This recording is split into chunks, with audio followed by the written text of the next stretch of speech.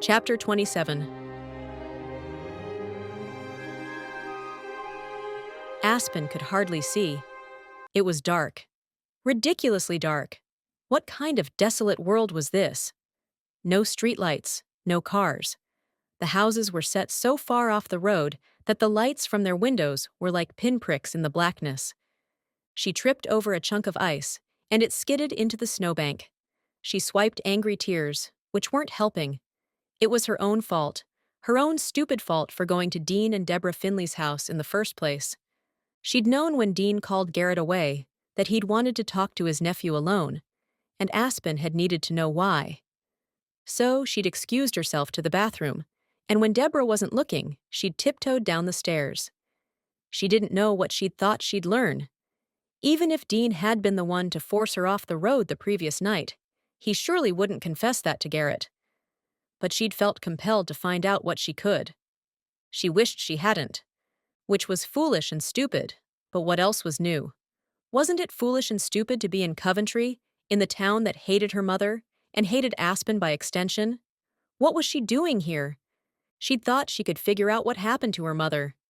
As if she had any insights the police didn't already have. She'd hoped to learn more about the woman who'd borne her. And she had. To her detriment.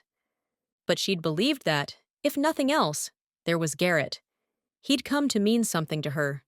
For the first time in her life, she'd thought maybe she was falling in love. Stupid, stupid, stupid. She'd taken out her heart and handed it over to him, and he'd been lying to her all along. You were supposed to keep an eye on her. Let me know what she's been up to. Dean's words told Aspen they'd agreed on this plan long before tonight. Garrett hadn't disputed what he said. Hadn't clarified. Garrett had been Dean's spy, which meant he knew his uncle was involved. In the bombing?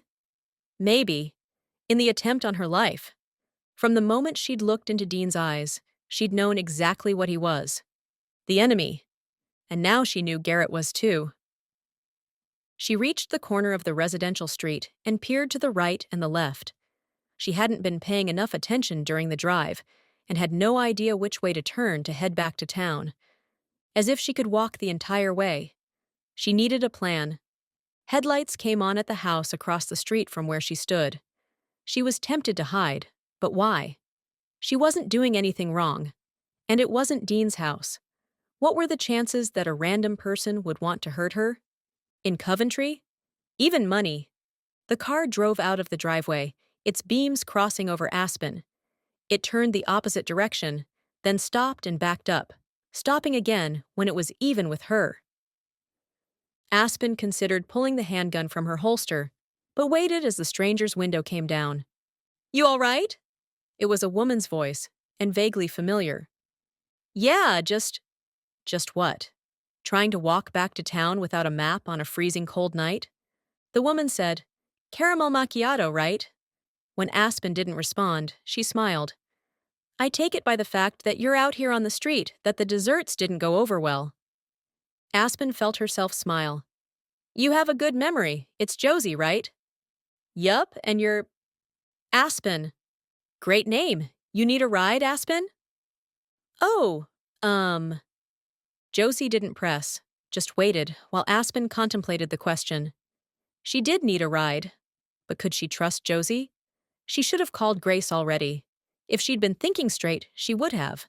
But it would take Grace some time to get here, time that Garrett could use to find her. If not Garrett, Dean. The thought brought a healthy spike of fear. But was Josie safe? Can I ask you a question? Aspen said. Sure. How long have you lived in Coventry? 3 years? Is your family from here? Do you know a lot about the history of the town? In the light of the moon, Aspen saw the woman's eyes narrow. No? Do you know anything about me? Aside from your penchant for asking weird questions, she infused humor into her voice. Let's see. You've had coffee with the mayor and the chief of police this week. The humor faded. One of my customers reamed you out for something that, from what I could tell, had nothing to do with you. And, I admit, I've noticed a couple of people trying to get a good look at you. I've heard whispers, but I have no idea what any of it's about. My mother was a murderer. Aspen said the words to garner a reaction, but Josie barely flinched. That doesn't make you one, or does it? Am I risking my life here? I've never hurt anyone. Judging by the look I caught on your face when I first saw you, I'm guessing you're thinking about it. Aspen laughed, the sound strange in the quiet night. Maybe. Where are you headed? Back to town, come on. It was a risk, but standing on the street felt like more of one. And it wasn't as if this woman was a total stranger. Aspen climbed into the passenger seat. Where to? Josie asked. I can have my friend meet me wherever you're headed. Josie seemed about to argue, but instead said, I'm going back to the shop. Is it still open? Yeah, but I'm not working tonight. She shot a smile Aspen's way. I live there. I have an apartment upstairs. Oh, nice commute. Aspen texted Grace where she was headed and asked if she'd mind picking her up. Grace responded almost immediately. On my way. She didn't ask Aspen what had happened or why she needed a ride. Aspen appreciated that. Josie made a few turns and got them back to what looked more like a main road. It was wider anyway, even if there were still no streetlights. You want to talk about it? She asked after a few minutes. I thought I had someone I could trust, Aspen said. Turns out I was wrong. Josie nodded. Sorry about that. Another few beats of quiet passed.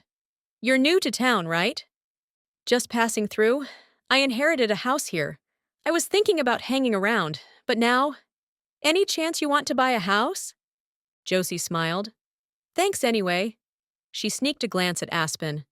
I think this is a great town, but it seems like you have history here. My parents did. Will you go back to... Where'd you move here from? Hawaii. I hadn't planned on going back. But why not? Her plan to see the States, to broaden her horizons, was based on nothing but a flimsy dream. She should go back to what worked. Kona worked. Kona was home. The people there were warm and friendly, unlike this cold, horrible place. Maybe she was romanticizing Hawaii and demonizing New Hampshire. Under the circumstances, her bias felt fair. I came to Coventry to get a fresh start, Josie said, and it's been good for me. But if I had history here? If people whispered behind my back? Sorry, but who needs that? Maybe you should go someplace where nobody's ever heard of you or your mother. Why'd you need a fresh start? Josie's open expression shuddered, as if she'd pulled a cord. No particular reason. A lie, but Aspen didn't call her on it. She could hardly handle her own problems.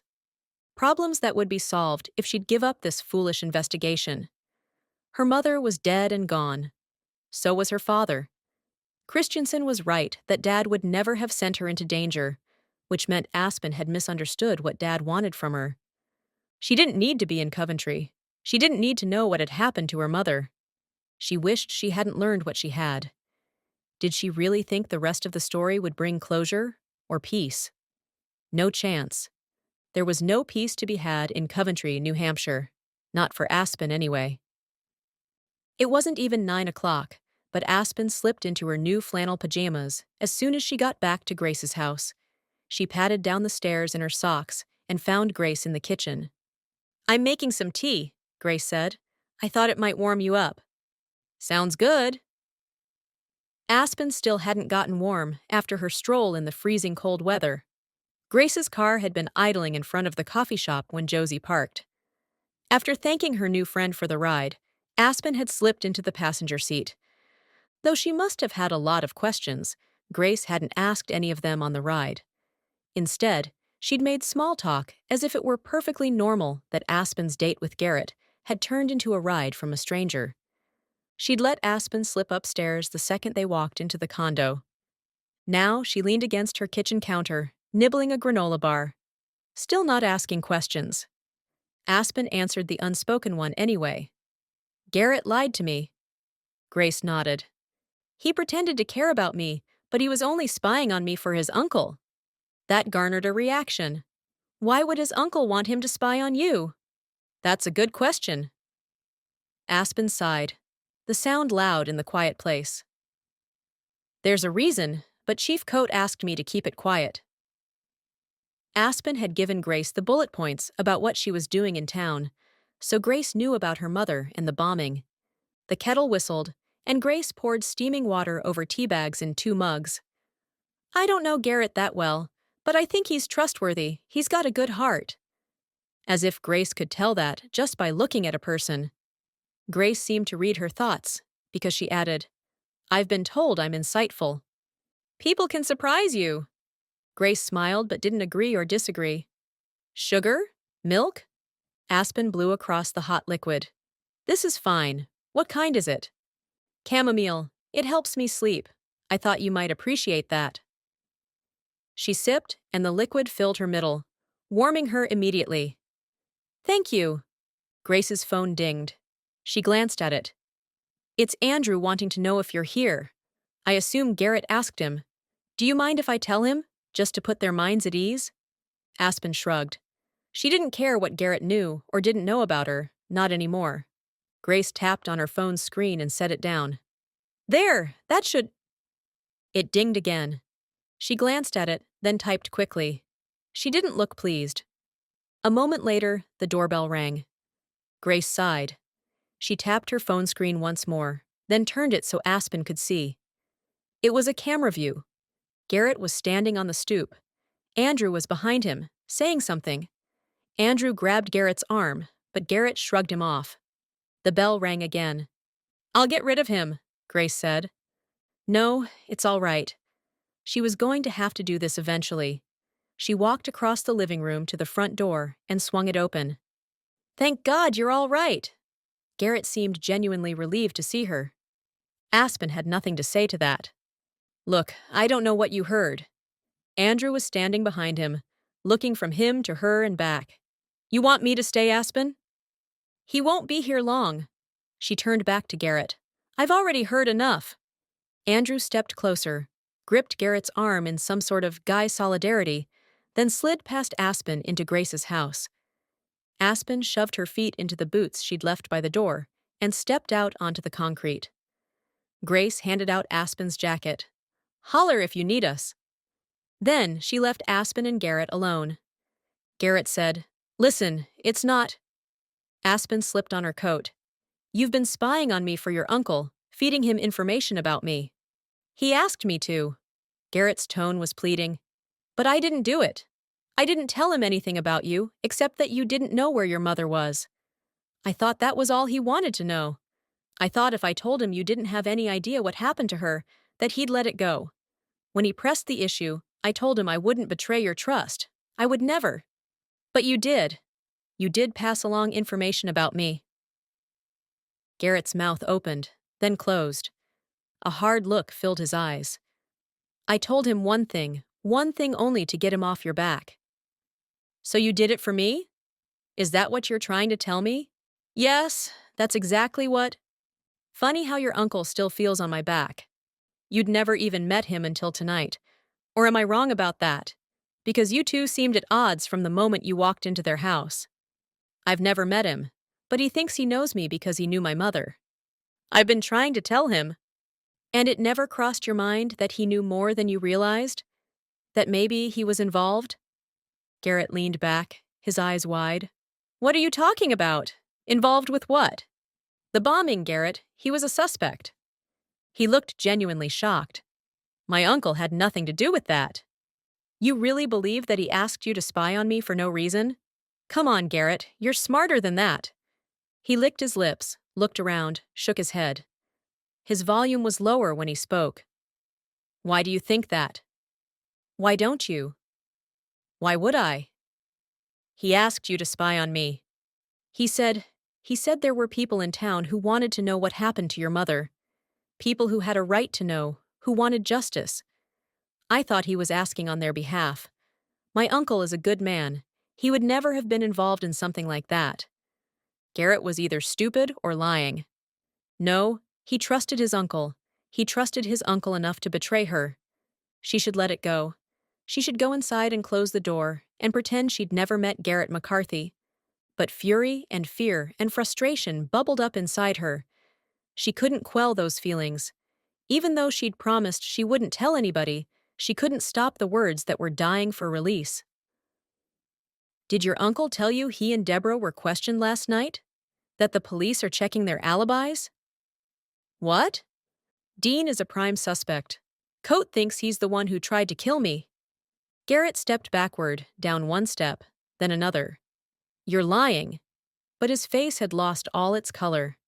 His voice sounded not confident, but fearful.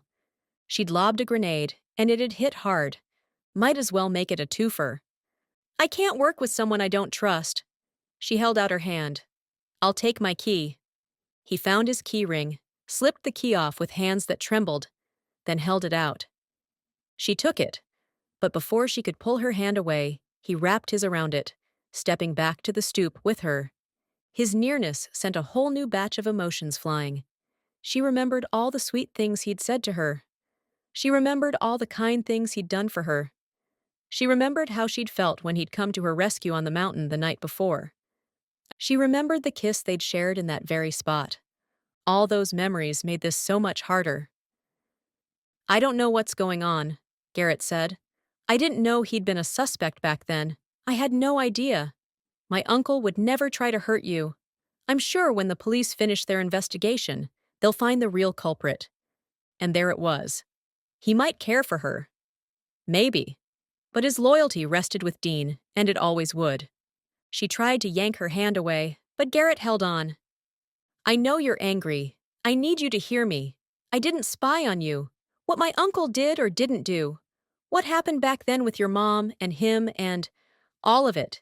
It's not you and me. I'm not my uncle any more than you're your mother. We can't let them do this to us.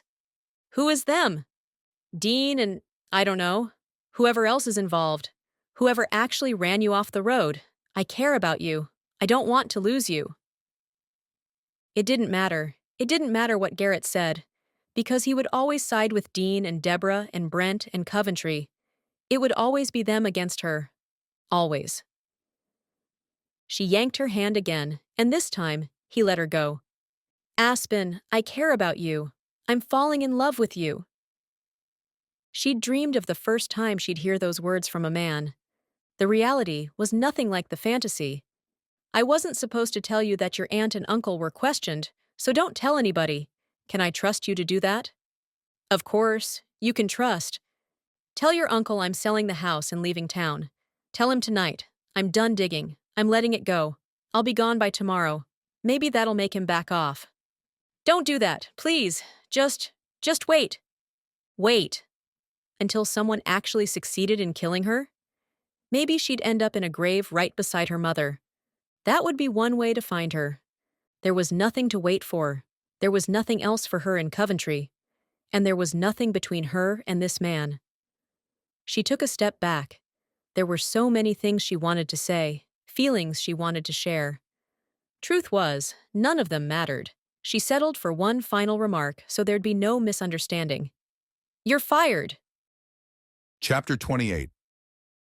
Hoping Aspen would come back out, would change her mind, Garrett stared at Grace's front door a long time. Then it opened again, and his hope soared, to crash and burn when Andrew appeared with a pitying look. Garrett stormed away. Andrew caught up and walked beside him back to Garrett's condo. He opened his door, tempted to step inside and slam it in Andrew's face. He didn't turn when he said, I don't want to talk about it. We don't have to talk. Much as Garrett wanted to be alone, he stepped in and left the door open. Andrew followed and closed the door behind himself. I would like to point out, though, that when Grace and I broke up, you peppered me with questions until I wanted to slug you. That was different. Insightful questions, Andrew said. Really personal, probing questions. I thought I'd return the favor. I thought you said we didn't have to talk. That was just to get in the door. Garrett walked through the living room and breakfast nook into the kitchen, not needing food or drink, but just to move. He marched back out to face his friend. She thinks my uncle is out to get her. Andrew's eyebrows rose. Is he? Of course not. Dean would never. But the hatred Garrett had seen in his uncle's eyes that night, the loathing, the fear. What was Dean afraid of? Garrett didn't want to consider it, but he'd gone to Dean and Deborah's the night before, just stopped by to talk to them about Dean's diagnosis. They hadn't been home. When he'd called that morning, He'd told them what happened to Aspen. He'd completely forgotten to ask them where they'd been. Where had they been? Andrew settled on the arm of the club chair. Why does she think that? Garrett had to think back to figure out what Andrew was asking about. Why did Aspen think Dean had run her off the road? Because Coate had questioned him. Coate was checking Dean's alibi. Garrett had been running on adrenaline and fear since he'd discovered Aspen missing. He'd called her cell repeatedly. He'd driven around his aunt and uncle's neighborhood, but there'd been no sign of her. He'd called Chief Coate, who told him they'd keep an eye out. He'd texted and called Grace, but she hadn't responded. He'd finally resorted to getting Andrew involved. The adrenaline was ebbing away. He collapsed in the sofa. I don't think she was supposed to tell me. I'm not going to post it on Instagram. Someone ran her off the road last night between here and her house, right by that drop-off. Andrew slid into the chair. On purpose? He dipped his head and lifted it again. She was nervous driving on that winding road at night. If she'd been going faster, she might have gone over. Wow, I thought you were exaggerating when you said, but someone literally tried to kill her? Garrett nodded again. And she thinks it was your uncle? Coate told her that? Apparently. I took her to Dean and Deborah's for dinner tonight. Deborah had met her at the library and invited her. I wanted Aspen to meet Dean, and him to meet her. He's been against her since she came to town. In what way? Garrett shrugged. It's hard to explain. Andrew settled deeper into the chair. It's sort of fun turning the tables on you. Garrett glared at him, but Andrew grinned. When she first got to town, Garrett said, he asked me to keep an eye on her, let him know what she was up to. Andrew's amusement faded. Geez, Garrett, why would you? I didn't. I mean, at first. He hadn't told Dean much of anything anyway. Certainly nothing confidential. Nothing Aspen should be upset about. I'd do anything for my uncle. He saved my life. I barely knew her. I said I'd keep my eyes open. I told him one little thing. One little thing that I thought would put his mind at ease about her. And then I got to know her, and there was no excuse for any of it. He'd known the minute Dean had asked him to spy on her that it was wrong. He should have refused. He should never have led his uncle to believe. Why'd you do it? Andrew asked. Garrett's phone rang. Aspen? Maybe she changed her mind. He slid it from his pocket and his heart fell when he saw Deborah's name. He was tempted to reject the call, but his aunt hadn't done anything wrong. He answered with, Hey, I just want you to know, Deborah said, Dean doesn't speak for me. I love you, and you will always have a place in my life. And whatever happened between you and your uncle, you'll work it out. It's going to be all right. No, it's not. Garrett, sweetheart, he's just... I'm not angry with you. You and I are good. Can I speak to him, please? He's not really up for conversation. Fine. Then go to where he is and put me on speakerphone. Aspen had asked him to pass a message along. Maybe it would be the last thing he could do for her before she disappeared from his life forever. Hold on! A few seconds passed before Deborah spoke again, her voice distant. We're both here. Dean, his uncle grunted. You're getting what you asked for. Aspen is leaving town. No response from Dean, but Deborah said, Oh, sweetheart, I'm so sorry. I have to go. As an afterthought, he added, Love you, both. He ended the call without waiting for a response and tossed his phone onto the coffee table. He dropped his head into his hands. She's leaving town? Andrew asked. Yup. Andrew's previous question still hung between them. Garrett hated the answer, hated facing the fear that drove him. I agreed to pass along information to Dean at first because I didn't want to disappoint him. I didn't want to risk. He hadn't wanted to risk exactly what had happened. Rejection, losing his uncle's affection. The thing that kills me, Garrett looked up to see Andrew's sympathy written on his face and had to squash the irritation that rose. My uncle gave me an ultimatum tonight, him or Aspen. I chose Aspen, so I lost him, and now I've lost her. And in case that wasn't enough, I've lost my job too. She fired me. So all the plans you and I made? Andrew had helped Garrett put together a business plan. The work that had gone into landing one big job, one that would provide him with lots of before and after pictures for his website, along with a glowing review. That had been Andrew's brainchild. I've lost everything. Andrew leaned forward. Let's not be melodramatic. You haven't lost everything. You still have friends. You still have your church. You still have your skills. You're not alone, and you never will be, because you still have God. Small comfort in that moment, but Andrew was right.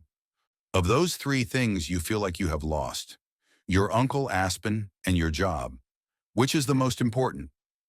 The obvious answer was his uncle, his family, but Dean had asked him to make an impossible choice.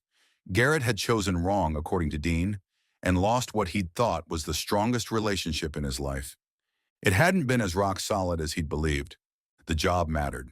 If he ever wanted to be anything more than a glorified handyman, he needed someone to trust him with a big job. But there'd be another opportunity. If there wasn't, he could live with that too. He'd trade both the job and his uncle and a whole lot more to have one more shot with Aspen. Because deep in his heart, from the first lunch they'd spent together, he'd known she mattered.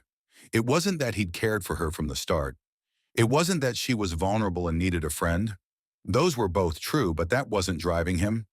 He'd known almost from the beginning that God had brought Aspen into his life for a reason.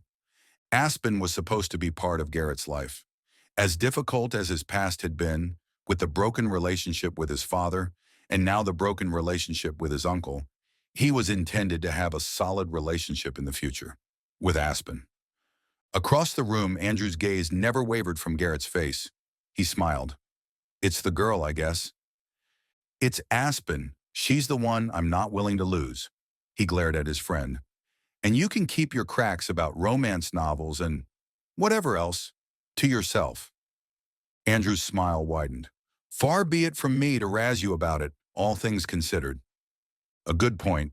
Andrew had risked everything for Grace. "Aspen is the woman God has for me." Garrett spoke the words, more confident in their truth by the second. "I'm going to marry her, assuming I can get her to speak to me again." "If you're right," Andrew said, "then nothing will stop his plans." Garrett let that thought settle, and for the first time since his argument with Dean, he felt hope. Chapter 29. 30 years ago. Tonight was the night. So far, everything had gone according to plan. The planner and the Crusader had met and driven to a payphone, where the Crusader had called her husband and asked him to meet her at their overlook. She'd had to get emotional, even managed to conjure some tears, but ultimately, he'd agreed. His parents were at the house because the baby was sick, so he wouldn't have the kid in tow. It was all working out perfectly. He and Jane took the main road to the side street that led to the lumber company. He'd traveled this route more than once during the planning stage, but he'd never seen so many cars parked along the road. Somebody was having a party. He averted his gaze from the cars parked there. Hopefully they were all empty, but one could never be too sure. Jane didn't seem worried. She chatted about what a difference they were going to make, about how they were changing the world. He wasn't sure about that. This would be a blip, an inconvenience for one company. If they managed to close this one down, another would come in and buy up their land and their equipment. They were only making a statement, nothing more. But it would make Jane happy. For that, he was willing to risk his freedom.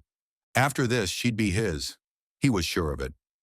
They reached the parking lot and were about to drive past to the loading zone in the back, where they'd leave the device, when he caught sight of a car in the lot. A car. "Stop!" She slammed on the brakes and he pointed. "Someone's here!" Jane's eyes were wide and excited. Bad luck for them, I guess. She eased her foot off the brake and continued on. "We can't do it. We're not trying to hurt anybody." But she didn't hear him or didn't care. She giggled and kept going. He planted his hand on hers on the gear shift. "You have to turn around. We're not doing this tonight." She ignored him, parking exactly where they'd decided, out of the view of the cameras. Dressed in all black, he'd planned to keep his head down and run across the lot. He'd set the timer for 5 minutes, and they'd be out of there before it detonated. But he wasn't going to do any of that. Not now. He turned to her and took her hand. "Jane, there's somebody inside. We're trying to save the forest, but it's not worth killing for." Her head bobbed. He'd gotten through to her. Okay. Her gaze flicked from him to the building and back. "Why don't you go see what you can see? Maybe the car's just broken down or something. Go see if there are any lights on inside." Rather than argue, he said, "Don't get out of the car, promise?" Again, she nodded. I won't move. He climbed from her little hatchback and crept across the lot, keeping low. No need to take the device with him. There was no way he'd be setting it up and starting that timer, lights on inside or not. That was a line he was not willing to cross. He reached the building, then crept around the side and out of sight. He stopped beside a grouping of windows and checked his watch. He'd wait 60 seconds, then go back to the car. He'd tell Jane he'd seen a light on and get them out of there. While the second hand made its slow circuit, he picked up a sound. Was that? Yes, inside somebody was crying. A woman by the sound of it. Crouching again, he jogged back across the lot to Jane's car, parked on the far edge. He slid into the passenger seat. The driver's seat was empty. He climbed back out, looked around. Jane! It was a whispered shout that sounded too loud in the silent night. There was no answer. He checked the back seat, dread filling his middle. The device was gone. No. He stood in time to see Jane bolting across the lot. Get in! Get in! Tell me you didn't. We have 3 minutes. Go! Go! There's someone inside. She stopped abruptly, eyes wide, shook her head. It's empty. It's empty. You said it would be empty. There's a car. Nope. It's empty. Nobody's here. She climbed into the driver's seat. What should he do? He could run to the building, bang on the window, try to get the woman out. She wouldn't hear. Even if she did, she wouldn't know what he was saying. She wouldn't get out in time. He could try to stop the device, but he'd have to find it. The area where they'd planned to leave it was large enough. It would take time in the darkness. Either way, it would go off. He'd die too, or survive and be charged with murder. We have to go, she shouted. The car started moving. It was too late to save the stranger. He could only save himself and the woman he loved. He yanked open the back door and dove, barely getting it shut before she floored it. He was still trying to sit up when he felt her pick up speed. He peered out the front. You're going the wrong way. You're supposed to take the explosion shook the ground beneath them, nearly sending them off the road. Somehow Jane kept the car on the narrow drive. He was screaming at her to turn around. Everybody would see. They'd be caught. But the Jane he saw in the rearview mirror wasn't the woman he'd fallen in love with. Her eyes were wild. Her hands were clenched on the wheel as she raced down the hill from the burning remains of the lumber company. She was talking, but her words made no sense. Or maybe he just couldn't comprehend them in light of what she'd just done. What they'd just done. When they reached the bottom of the hill, he ducked while she took the corner too fast. All those cars, all those people would have heard the explosion. They would have come outside. They'd see Jane's car. It was over, and they were going to prison for murder. Chapter 30. It wasn't even 9 a.m. when Aspen drove through Coventry the following morning. Grace had taken her before work to pick up the rental car. Clouds hung low over the mountains with the promise of snow, but it hadn't started yet.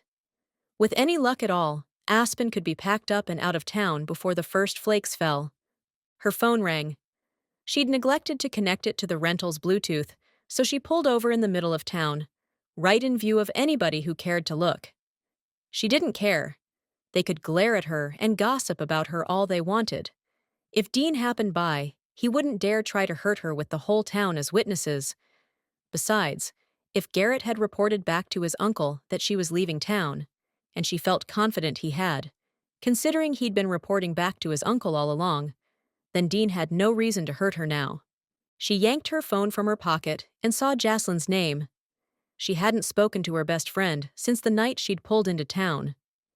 She connected the call, but emotion gathered in her throat and cut off her words. After a few seconds of silence, Jocelyn asked, "Are you there?" Aspen cleared her throat. "Yeah, I'm here. Your timing is timely. Your redundancy is redundant." Aspen smiled. "I miss you." Her voice pitched high, revealing the despair she'd hoped to hide. The truth, like the emotions, had risen from deep in her heart. She missed her best friend. She missed her father. She missed feeling loved and cherished. She'd thought, maybe, with Garrett, but what they'd had was an illusion. "Oh, honey," Jocelyn said. "I miss you too. What happened?" I'm going home. I can't stay here anymore. Because of the guy who ran you off the road? Aspen had texted her friend a little bit about that night and asked her to pray. She hadn't told her she believed the driver had been trying to kill her, though.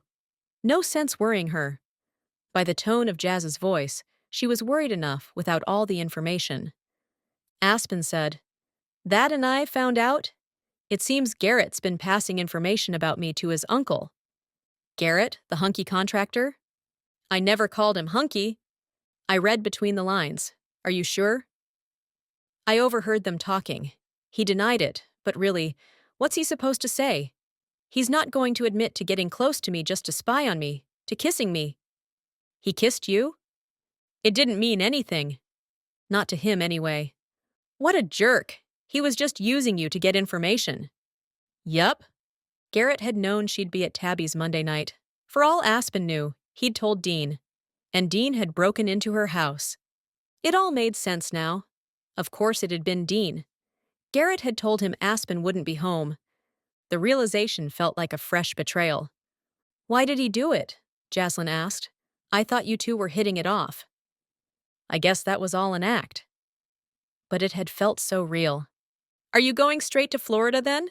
Have you talked to your grandparents?" "No, I'm just going home. Last night, I called the landlord at our old building, and he has a one-bedroom available." There was something to be said for a 5-hour time difference. It had been late in New Hampshire, but it had still been business hours in Kona. "Don't do that," Jazz said. "Don't give up everything, because this one thing didn't work out. I'm sure your grandparents would love having you nearby." "Why are you sure of that?" Aspen hadn't intended the sharp tone. She tempered it when she spoke again. "They hated my mother. People who hated my mother don't like me. It's that simple." "That's not true. They're your grandparents. You know how many times they came to visit when I was a kid? 3. 3 times they made the trip. It's not exactly cheap to fly to. I haven't talked to them since the funeral." "Have you called them?" She hadn't. She should have, but it doesn't matter. I don't have family left, at least not any that want me around. Outside the rented sedan, people hurried by. On the opposite side of the street, a woman chatted with a man in a suit. A mom ushered 3 little kids up the steps into the library. Outside the door to the Patriot, 2 groups of people met each other and stood and hugged and talked. The world went on around Aspen, these people, this town that hated her. Good people who saw ugliness in her. And why not? Her mother had murdered an innocent woman. If Aspen's guess was correct, and they found her mother's body buried near the house, then her father had killed her. No, she couldn't believe that. She wouldn't, even if it was true. "You have me," Jaslyn said. "We might not be sisters by blood, but we're sisters in every other way. I thank God for you. If not for Jazz, Aspen would have nobody." "What will you do?" Aspen shrugged, not that her friend could see. "I texted Gene." "The guy who bought the restaurants?" "I'm hoping he'll have a job for me." "But you hated working there, even more after your dad passed." But it was familiar, easy. Nobody would reject her or hate her at the restaurant. She might not like the job, but she was competent and respected. The longtime servers would be friendly to her. Maybe that was the most she could ask for out of life. "I'll take online classes." Though at the moment, the thought of it exhausted her. "I'll figure something out. Right now, I just want to get out of New Hampshire." And never look back. "I wish I could be there with you." Aspen wished that too. She wished so many things that could never be. She needed a friend. She liked Grace and Tabby and the other women she'd met in Coventry, but they were Garrett's friends first. They'd choose him. Aspen didn't have a soul in the world who would always choose her. Before Aspen pulled away from the curb, a text came in. It was from Garrett. "I'm outside Grace's condo, and I'm not leaving until you talk to me." She responded, "I hope you're dressed warmly. We need to talk." "I wasn't spying on you. I didn't tell my uncle anything." He'd already admitted to having passed on information about her, so that was a lie. She'd shifted into drive when another text came in. "I care about you. Please, can we talk?" She ignored him. flipping on her blinker to pull away from the curb. But a line of traffic was coming through the light behind her. Her phone dinged again. "I can wait here all day. You have to come out sometime." She sighed. She was angry with him, but she didn't want him to waste his time or freeze his toes off. "Go home, Garrett. I'm not there.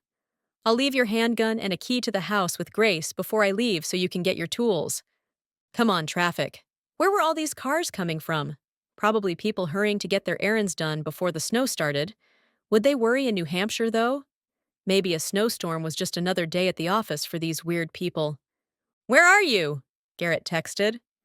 It was none of his business where she was or what she was doing. Finally, she merged into traffic and continued to Rattlesnake Road. She was just passing the condominium complex when her phone rang. Probably Garrett. She glanced at the number. It was Mr. Barnett calling her back from the nursing home. She doubted he'd have any helpful information, but she'd still like to talk to him to confirm. Somehow, Dad had known about the house. Maybe he'd chosen it randomly. Maybe he'd known work was being done there. A fresh thought occurred to her. Maybe the Barnetts had been having landscaping work done.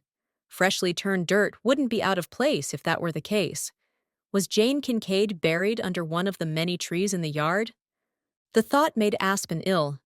In any event, when Coate got the ground-penetrating radar, if Aspen's mother was buried there, he'd find her. Aspen let the call go to voicemail. This high up the mountain, it would drop anyway. She made the long, winding drive up to her house, growing more unsettled the higher she climbed. Those clouds overhead looked ominous. She needed to get her things and get off the mountain before snow started falling. She considered all the items she'd purchased to make the house livable. Should she try to box everything up and have it shipped? Right. The cost to get it all to Hawaii would be higher than the value. Instead, she'd contact Trudy at the thrift store, ask her to coordinate with Garrett to pick up everything Aspen left behind and donate it to the poor. She could trust Trudy with that job, and the woman's son had that truck. There might be a few things she'd like to take with her. She'd go through everything, toss what she wanted to keep in the rental car, and box it up when she got to Manchester. That was her destination tonight. She'd find a hotel. Tomorrow, she'd get a flight home. The house was quiet when she walked inside. Everything was in order, nothing out of place. Nobody had been there. Maybe she would have been safe staying there the previous 2 nights. She didn't mind that she hadn't, though. She'd felt more comfortable in Grace's little extra bedroom after 15 minutes than she'd felt in this giant, secluded place after a week. She started to head up the stairs, then remembered the call she'd gotten and veered toward the kitchen, where the cordless phone was charging on its cradle. Reading the number from her cell, she dialed the Barnett's room at the nursing home. Mr. Barnett answered. "It's Aspen Kincaid," she said. After asking after him and his wife, they'd been gone the day before because of a doctor's appointment. She got to the point. "I wanted to ask you a question about the remodeling work you had done on your house 30 years ago." "What do you want to know? Did you have any landscaping done?" "In March?" "Heck no. They get freezes that far north well into April. So much for that theory. You didn't have any concrete poured, did you?" "Well, now, as a matter of fact, we did. That was the year we had the detached garage built. We had a boat, and we were sick of paying to store it elsewhere in the winter." Aspen's heart sank to her knees. She pulled a chair close and sat. They'd had concrete poured. Dad had worked for a concrete contractor. And he'd met Jane right up the street the night of the bombing. It confirmed her greatest fears. She'd thought she was prepared for it, but how did anybody prepare to learn that her father had murdered her mother? The man she'd loved more than anybody in the world. The man who'd loved her, who'd taught her to ride a bike and tie her shoes, who'd taught her about Jesus. A murderer. "Does that help you?" Mr. Barnett asked. She cleared her throat of the emotion, trying to clog it. "Yes, very much. Thank you." She hung up before he could ask anything else. She couldn't be polite now. She couldn't be anything but heartbroken. The whole world shifted with the truth of it. Who was Aspen? The daughter of a murderer. The daughter of 2 murderers. Thank God he didn't make children pay for their parents' sins. But there were still consequences, and those consequences had most certainly made their way into Aspen's life. Of course, she was alone. Considering who her parents had been, did she deserve better? In her bedroom, Aspen packed her things. What she'd purchased at the mall a few days before was in the trunk of her car. Maybe they'd fit in the suitcase, except why would she need flannel pajamas in Kona? Wool socks? The knit cap? She wouldn't. She'd bring those things inside to leave for Trudy. Aspen didn't want any reminders of New Hampshire once she was gone. She wished she'd never come to this god-forsaken place. Except it wasn't that. Most of the people Aspen had met were believers. God was very much here. Maybe he'd just forsaken her? No, she couldn't think that way. If she walked away from God, she'd have nobody. She couldn't face that kind of life. It was strange the way everything fit into the suitcase she'd brought from Hawaii. All she'd picked up in New Hampshire. Not the stuff, but the information, the people, the experiences. They didn't take up any space in the bag. Too much space in her heart. She dragged the luggage behind her down the stairs, letting the heavy bag bounce on every step.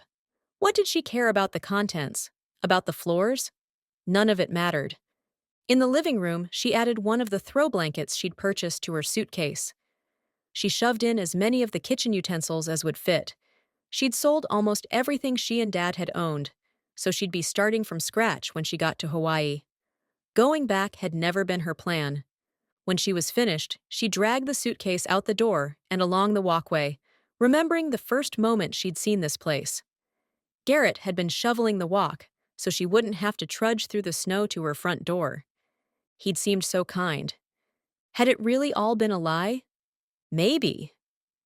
Maybe not, if his texts were any indication. But even if he had grown to care for her, how could anything come of it when his uncle hated her enough to try to kill her? When her very presence threatened the man's freedom? Garrett's feelings for her, if they existed at all, didn't matter. Her feelings for Garrett didn't matter either. Jane and Michael Kincaid's decisions 30 years before had ended 2 lives.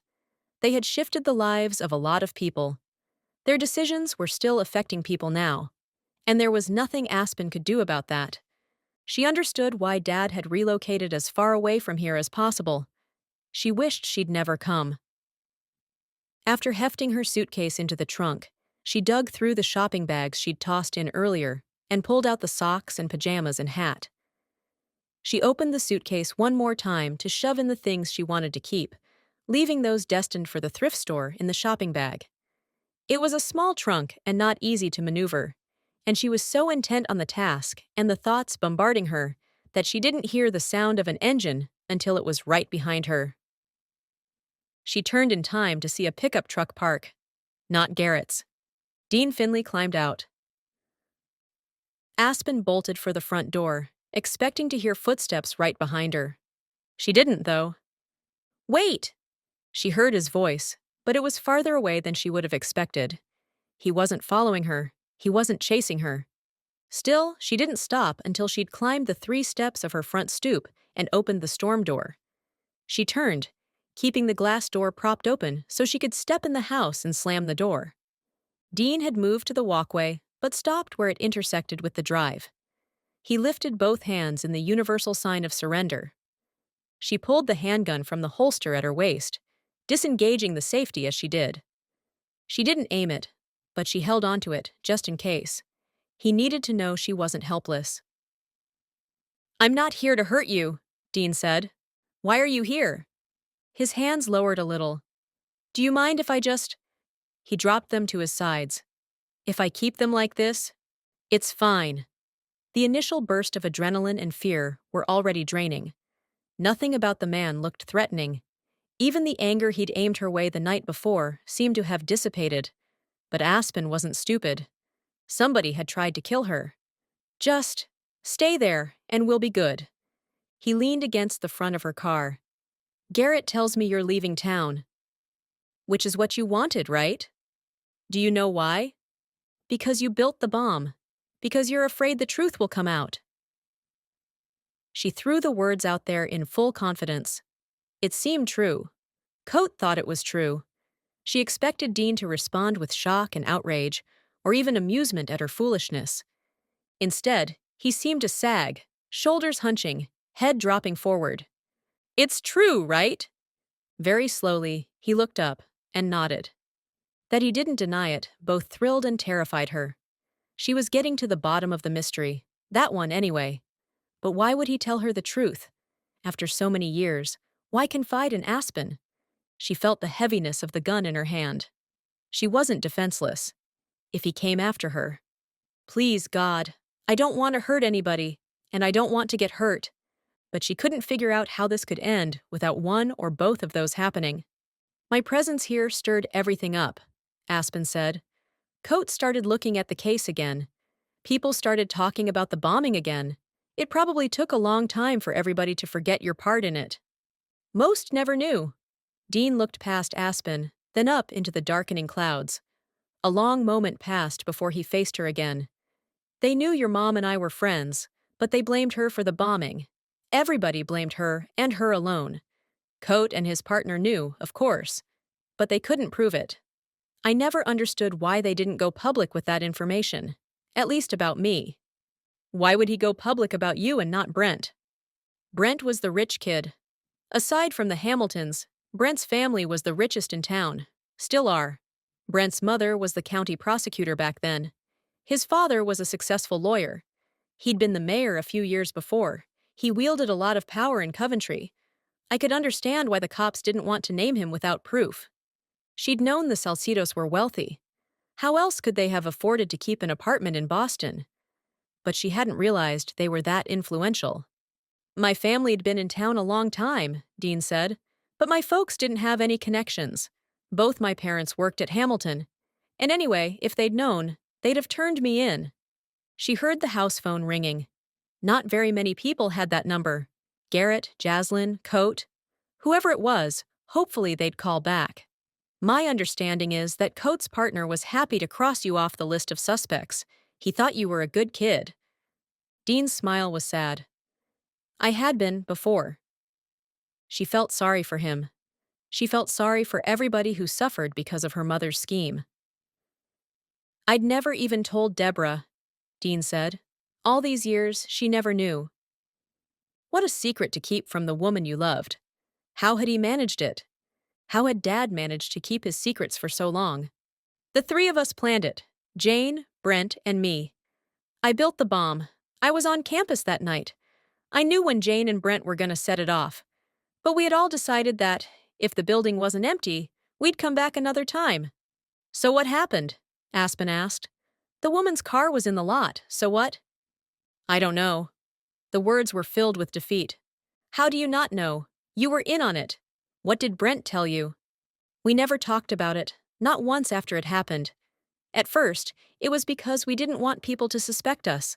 We just stayed apart, hoping everybody would forget. I was afraid his part in the bombing would be discovered. I assume he was afraid mine would be. Weeks went by, months. I never went back to college. He finished the semester and transferred. But it's been years. You live in the same town. Have you really never… Brent was my closest friend. We'd been friends since preschool. But we haven't had a single conversation, in public or in private, since that bomb exploded. So I don't know what happened. I have no idea, and I never wanted to know. I just wanted to forget I'd ever met your mother. He sucked in a breath, then blew it out and sucked in another. Are you all right? He pressed his hands against his chest, seemed to struggle to breathe. He was having one of the episodes Garrett had told her about. She shoved the gun back in its holster and rushed down the walk to where he stood. What can I do? But he couldn't seem to catch his breath, or to talk. Come on! She wrapped her arm around his back. Together, they made it up the steps and into her house. Maybe this was all an act. Maybe he would turn on her as soon as they got inside. She was armed, but could she kill this man, Garrett's uncle? Was she enough like her parents to take a life? She didn't think so. But had they considered themselves capable of murder before they'd done it? It was a risk she'd take. Her life and Dean's felt like they hung on some invisible scale. She was younger. She was innocent of murder. but her life wasn't more valuable than his, and she wasn't about to leave him outside in the freezing cold to have a heart attack and die alone. She helped him to the sectional, and he collapsed into it, still struggling. She crouched in front of him. "Do you have medicine? What can I do?" "It'll pass. Just—" He sucked in air, blew it out. Did it again. After a few minutes, he seemed to calm, though his face was beet red and his hand shook. It hadn't been an act. This man was very sick. "Can I get you anything?" "I'm okay, just—" He rested against the back of the sofa and closed his eyes. She sat on the other section of the sofa and waited. After a few moments had passed, after his color returned to normal, he opened his eyes and met her gaze. "Sorry about that. They come on suddenly when I get upset. I should really take the medication they gave me." "I'm sure Deborah and Garrett would appreciate that." His lips turned up at the corners, as if he wanted to smile but couldn't quite make it happen. "There are a couple of things I want to tell you." "Aside from your confession?" "Yeah, aside from that." His almost smile faded. He tried to sit up higher on the sofa, but couldn't seem to make it happen. Should she help him? Now that the episode had passed, she didn't want to get that close. He finally settled again. "I was really selfish. Asking Garrett to spy for me, that was unconscionable. He feels like he owes me. He doesn't. He's brought us so much joy. Deborah wasn't able to have children, and I was against adopting. I didn't figure I deserved to have kids. More than that, I didn't want anybody looking into my past. When my sister, Garrett's mom, asked if we'd take him in, I agreed because I felt like maybe I could earn forgiveness. Maybe if I did some good, it might counteract some of the bad. I knew the Lord, but it took me a long time to understand that God had saved me by grace, that there was nothing I could do to make up for the bad or be good enough for him. But I fell in love with Garrett. Deb and I both did. He doesn't owe us anything. Anything. He's been—" Dean's eyes reddened around the edges, and he lowered his gaze.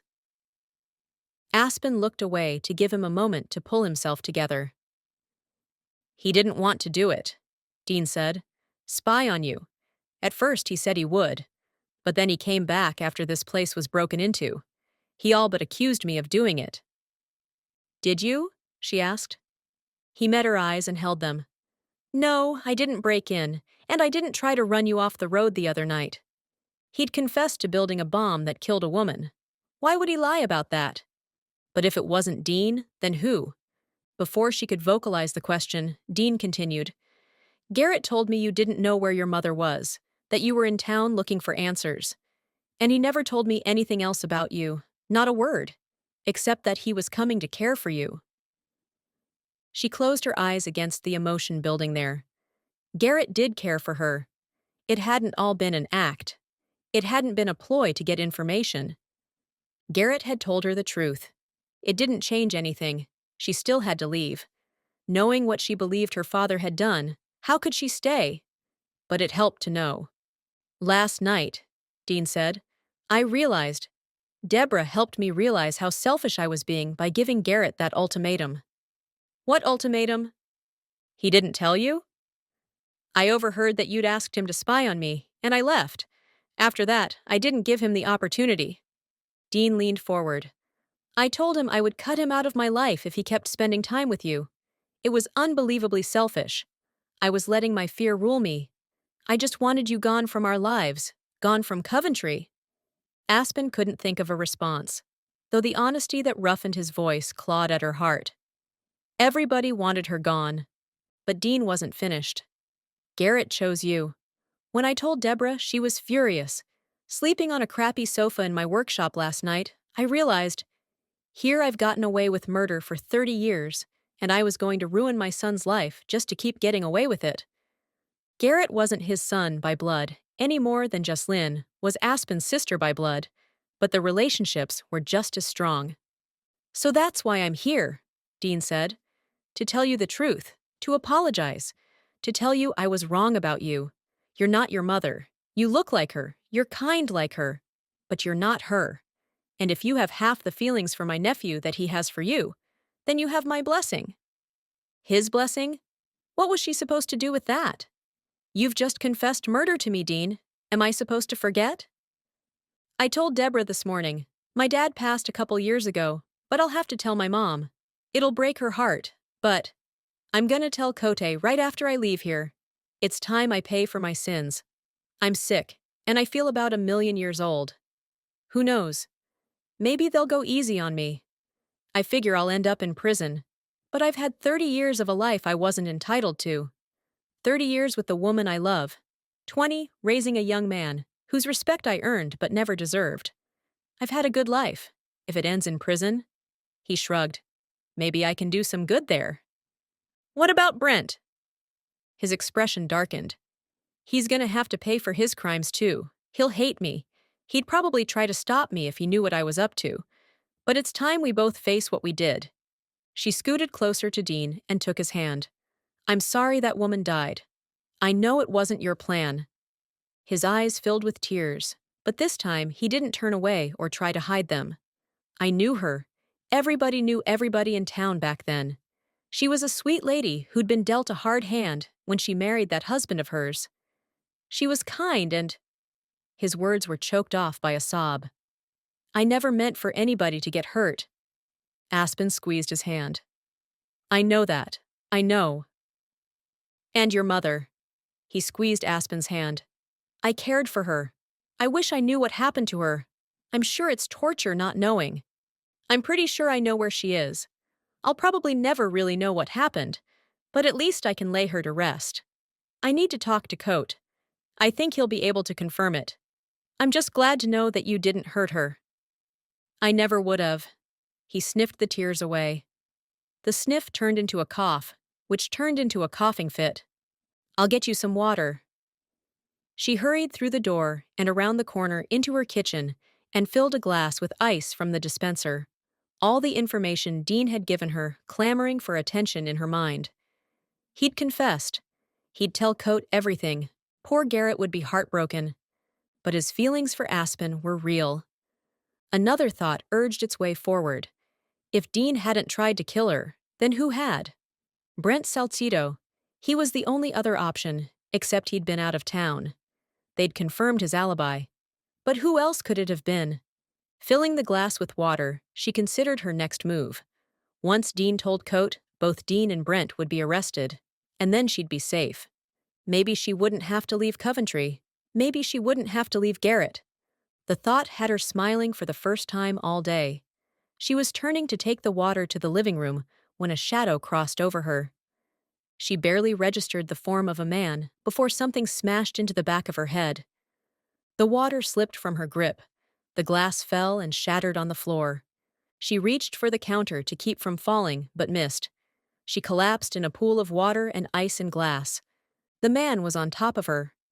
She would have screamed if she could have found her voice, but it must have shattered with the glass. A hand groped her midsection. She tried to push him away, but she felt weak and disoriented. She could hardly see through the pain in her head. The man stepped away almost as fast as he'd come. Only then did she realize what he'd been doing. He'd taken the gun. She was unarmed and injured. She scrambled on hands and knees across the kitchen floor, but once she bumped into the cabinets, there was nowhere to go. She turned and looked up at the man who'd attacked her. Brent Salcedo aimed the pistol at her chest. Chapter 31. Garrett paced in his living room, pausing to check the cars in front of Grace's condo every time he reached his front window. How was he supposed to win Aspen's trust if she wouldn't even talk to him? Once she left town, he'd lose her. But he wasn't exactly versed in the fine art of stalking. She didn't want to see him. It was one thing to stand outside a condo in a crowded complex. It was an entirely different thing to follow her up to a secluded house in the woods when he knew he wasn't welcome. She must have picked up the rental car. During their text conversation, she'd said she'd leave her gun at Grace's, which meant she had to return before she left town. Garrett would wait until he saw her park. Now that he'd been fired, it wasn't as if he had anything else to do. He glanced out the window as he'd done every 30 seconds for an hour. No movement at Grace's place. No new cars parked out front. But one was pulling up. Not Aspen's rental, based on the markings on the side. Garrett watched the police cruiser pass, Chief Coat in the driver's seat. He yanked open his front door and walked toward Grace's condo just as the chief parked. Despite his girth, Coat climbed from the car quickly. "Is everything okay?" Garrett asked. "Been trying to reach Miss Kincaid, but she's not answering. Thought I'd take a chance and stop by." "She's not here." Garrett felt confident that Aspen hadn't lied about that. Though angry as she'd been, maybe his confidence was unwarranted. "I don't think anyway. Maybe you should knock." Coat was already on his way. He pulled open the glass door and banged on the wood. After a few moments, he banged again, calling her through the door. There was no answer. "Worries me she's not answering her phone," Coat said. Garrett was standing at the bottom of the stoop. "If she's at the house, she doesn't have cell service." "I tried the house phone too." Coat's lips pressed together. "I don't like not being able to reach her." At least it wasn't only Garrett she was ignoring. "Why are you here?" Garrett asked. "Got some information I thought she'd want." He huffed down the steps and regarded Garrett a long moment. "You might want it too. Not sure how much she told you." "She said you wanted her to keep what she learned to herself." "I did, but you two seem pretty chummy." "She told me Dean's a suspect." Maybe he shouldn't have shared that, but he wanted whatever information Coat had uncovered. "I don't think she meant to. We were fighting, and—" Rather than explain the whole horrible moment, he just shrugged. "Was a suspect. You told me yourself your aunt and uncle weren't home at the time she was being run off the road. When I questioned them, your aunt's car wasn't at their house. Dean claimed they'd taken it to the shop for some engine work and then gone to dinner." Was he telling the truth? The mechanic wasn't in his shop yesterday, but he called this morning. Deborah's sedan needed a new timing belt. There's not a scratch on it. We also got in touch with the waiter who was on duty at the restaurant where they said they went, and he confirmed he'd served them. So he didn't run Aspen off the road. Garrett blew out a relieved breath, ashamed that he'd ever suspected Dean in the first place. "But if it wasn't Dean, then who do you think did it?" "I have my suspicions. That's what I wanted to talk to Aspen about.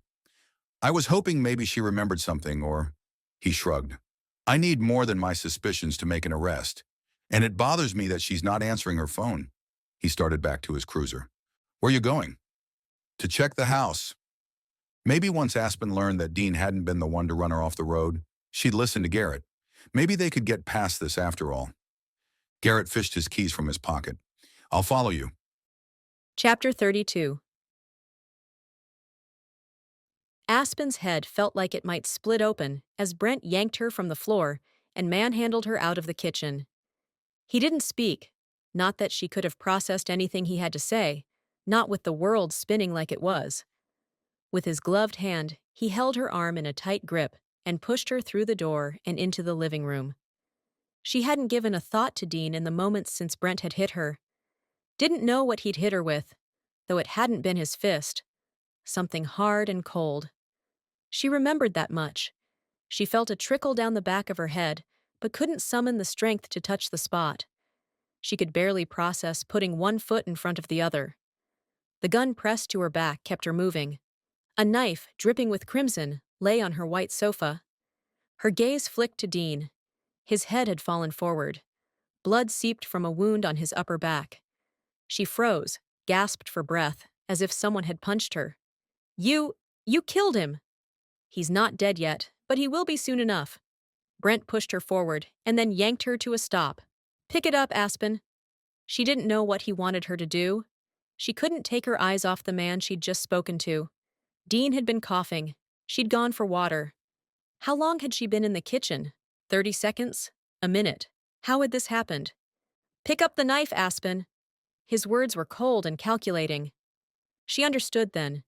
Dean would be dead. Aspen would be framed for his murder. The police would find her fingerprints on the murder weapon. The cold, hard butt of the gun pressed into her back. "Now, please. Please." As if it were a request. It was a regular kitchen knife. A butcher knife, like what her father would use to slice thin strips of filet for the steakhouse flatbread. She could picture him in his restaurant kitchen as he demonstrated the technique for a cook. He'd carefully arranged the pieces of meat on the crust, then added sliced cherry tomatoes and a spattering of blue cheese. There'd been spinach, she thought, a balsamic glaze, both sweet and tangy. She could picture Dad lifting his eyes to the cook's butt, catching sight of her. He smiled, his love as evident and consistent as the waves crashing against the shore just outside the windows. "It's all right, sweetheart. It's going to be all right." She heard the words in her heart and wanted to believe them, but her father was gone. She reached over the sofa. "Use your right hand," Brent said. "You're not a lefty." She shifted, took the hilt of the knife in her right hand, as if she might cut into a roast. "Turn it around," he said. "Like you're about to stab someone. Hold it like you mean it." She did as he asked, her stomach turning at the warm, sticky blood that had dripped onto the handle and now clung to her palm. Salchito had armed her. Could she shift, use it against him? He pressed the gun into her back again. "Drop it now." She didn't think he'd shoot her, not there. That would ruin his whole plan. But she was weak, unsteady, her head pounding. Even if he didn't shoot her, he could subdue her. Maybe she could mortally wound him, but she wasn't willing to bet her life on it. She dropped the knife back onto the sofa. "Where are your keys?"